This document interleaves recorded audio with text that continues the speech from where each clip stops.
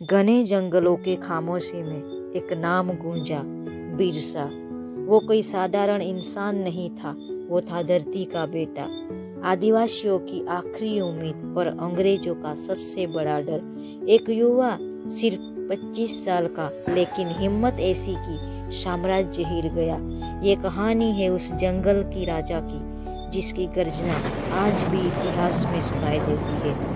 Birsa Munda, the untold legend of the jungle. साल 1875 झारखंड के उल्हातू गांव में एक साधारण मुंडा परिवार में एक बच्चे ने जन्म लिया। नाम रखा गया बिरसा। परिवार गरीब था, पर संस्कारों और परंपराओं से समृद्ध। उनके पिता सुगना मुंडा एक किसान थे। माँ कर्मा हातू धार्मिक और आध्यात्मिक स्वभाव की थी।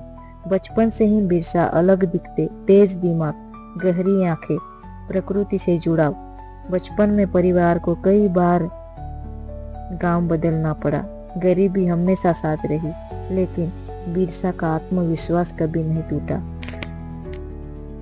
गांव के मिशनरी स्कूल में पढ़ाई की, अंग्रेजी, मैथ, बाइबल सब सीखा, लेकिन वो सवाल बहुत पूछते थे। गांव में लोग कहते ये बच्चा कुछ बड़ा करेगा। कुछ समय उन्होंने चेटो नागपुर जर्मन मिशनरी स्कूल में भी पढ़ाई की। बिरसा बड़ा हुआ, वहीं से उन्होंने नया आध्यात्मिक आंदोलन शुरू किया, बिरसा धर्म। शराब छोड़ो, झगड़े छोड़ो, अपनी भाषा और संस्कृति बचाओ, नैतिक जीवन जियो और एकता बनाओ।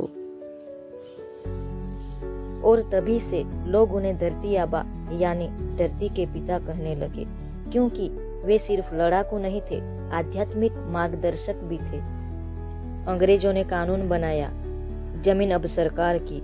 जमीन छीनकर दीकू यानी बाहरी और जमींदारों को दी गई। आदिवासियों को अपने ही खेत में मजदूर बना दिया गया। ऊपरी से बाहरी टैक्स, बेकार यानी बिना मजूरी काम, मारपीट, धार्मिक दमन। गांव वाले कहरा रहे थे और तब बिरसा उठे। अब बस, ये हमारी जंगल जमीन है। 1899 से लेकर 1900 में शुरू हुआ महाविद्रोह, उलगुलान यानी महाबगावत। हजारों आदिवासी बिरसा के साथ जुड़ गए। वो सिर्फ लाठी तीर कमान से नहीं, हिम्मत और आध्यात्मिक शक्ति से लड़े। बिरसा कहते, अंग्रेज भागेंगे, हमारी धरती मुस्कुराएगी। बिरसा ने खुले मैदान में नहीं, जंगलों में लड़ाई की। रात के हमले, छिपकर मारो, दुश्मनों की सप्लाई काटो और पहाड़ों का इस्तेमाल। उनकी रणनीति से अंग्रेज परेशान हो गए। उन्होंने कहा, ये सिर्फ लड़का नहीं, जीनियस है। कई थानों पर हमला और विद्रोह की आग फैल गई, जैसे बेलगांव, तमार और खूंटी। अंग्रेज सीधे नहीं पकड़ सके। उन्होंने मुखबिरों का इस्तेमाल किया। 3 फरवरी 1900 जमकोपोई जंगल में एक मुखबिर ने ठिकाना बता दिया। अंग्रेजों ने अचानक घेर लिया। भारी संख्या में सैनिक, हथियारों से लैस। बिरसा बीमार थे, फिर भी उन्होंने हार नहीं मानी। आखिरकार उनको धोखे से बंदी बनाया गया। पूरे क्षेत्रों में सन्नाटा छा गया, लोग रोने लगे। 9 जून 1900 रांची जेल। सरकार ने घोषणा की बिरसा की मौत बीमारी से हुई, पर असली सच्चाई आज भी कोई नहीं जानता कि आखिर उनकी मौत हुई कैसे। किसी ने सब नहीं देखा, ना परिवार को दिया गया और ना ही कोई स्मारक बनाया गया। लोग कहते हैं उन्हें जहर दिया गया। अंग्रेज डर गए थे उनकी लोकप्रियता से। मौत को छुपाया गया। और सबसे रहस्यमय मान्यता, बिरसा मरे नहीं, जंगल में लौट गए।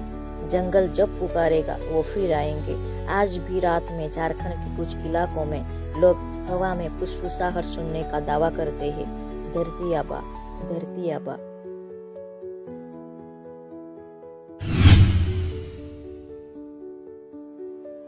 आदिवासी अधिकारों की पहली गूंज। छोटा नागपुर टेनेंसी एक्ट 1908 आदिवासियों की जमीन की रक्षा, झारखंड राज्य का सपना। आदिवासी अस्मिता का प्रतीक और भारत के स्वतंत्र संग्राम के पहले आदिवासी नायक। आज उनका नाम सिर्फ इतिहास नहीं, एक शक्ति है। If you like this video, like, share, subscribe and press the bell icon.